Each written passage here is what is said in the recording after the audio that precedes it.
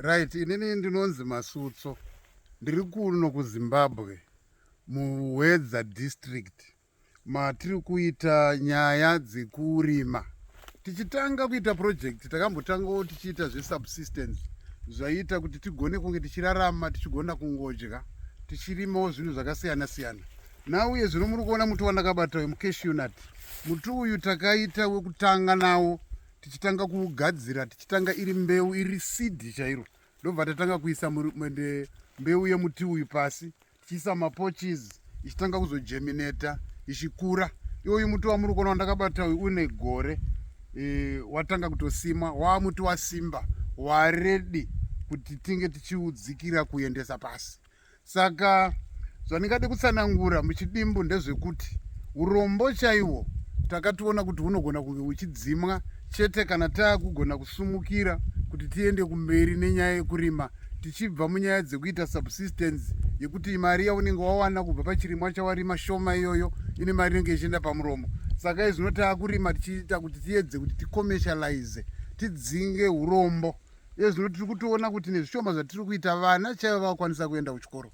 Vana vazhinji vatinavo vatiri kutobereka ukamubvunza anokuudza kuti ndakuda kutoita pilot akutoshuvirawo kuita zviri kuenda kumberi kuburikidza nekuona kuti isusuwo sevabereki tiri kuzama kuti tiite chii. Tiri kuitawo zvinhu zvinoonekera, zvinhu zvinenge zvine pundutso, zvinhu zvinenge zvava zvakaoma pakutanga zvava zvakatiomera kuti titange kuzviita. Ende sekuona kwamuita project iyo iproject yakatiomei kuti tinge tichitanga kuiita nekuti zvikwanisiro zvatoda kunge tichikwanisa zvinenge zvisipo. Mvura tinayo, zvese tinazvo. Iye zvino takatarisira kuti tinogona kunge tichizotsvagawo ende madrip ende titange kudiridza miti iyo ichienda zvakanaka.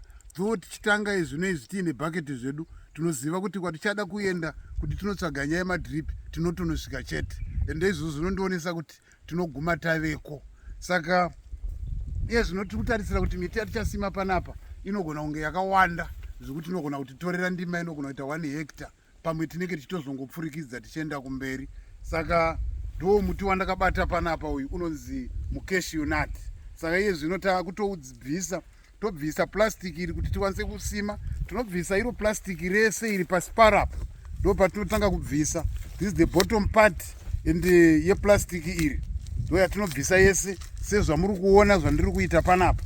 Tochisiya iri rimwe racho plastic iri riri kumusoro so that muti uyu unoramba uchifungidzira kuti maunga uri kudhara maunga uchisevhaivha uri ndo mauchiri zvichizoubatsira zvekare kuti midzi iripo iyi inenge yaakuzodzika ichienda kuine new environment paground parakanoti omei but unenge waakuzoenda uchidzika uchijaira kudzima rawabata woguma wamuti unenge wakazvisimbira.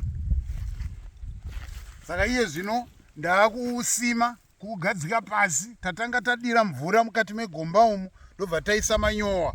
Saka gomba redu rakadzika 60 cm kuenda pasi. Hapana zvimwe zvatinonyanya kuita, tunoisa mavhu emanyowa akakorera akaorera watinoti mutsakwani uya wakaibva. Then tochizotora muti wedu tochitanga kuchiugadzika tichisima tochitora ivhu. Ndaakutora shavheri yamuri kuona iyi ndotanga manje kuchitora ivhu rangu iri ndichivhara zvishoma nezvishoma tichitenderedza pane muti uyu wakamira zvakanaka.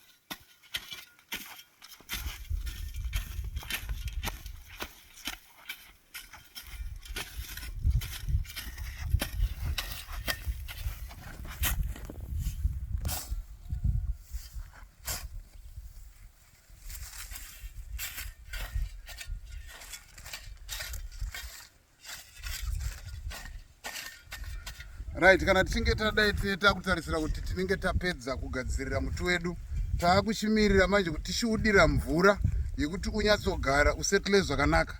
Then tausima kudai muti uyu tausima nguva yano yamuri kuona nhasi tiri pano ende tiri muna July. Takutarisira kuti muti uyu uchakura zvakanaka uchienda kumberi, then pa3 years after now tinenge takuchizotarisira kuti tinenge takukwanisa kuharvesta tichitora manje nzungu dzedu dzatinenge takohwa kubva pamuti uyu takuenda kunodzitengesa dzichibva dzakutipawo mari yakanaka yekuti kurarama kuchambva kwazoita nyore.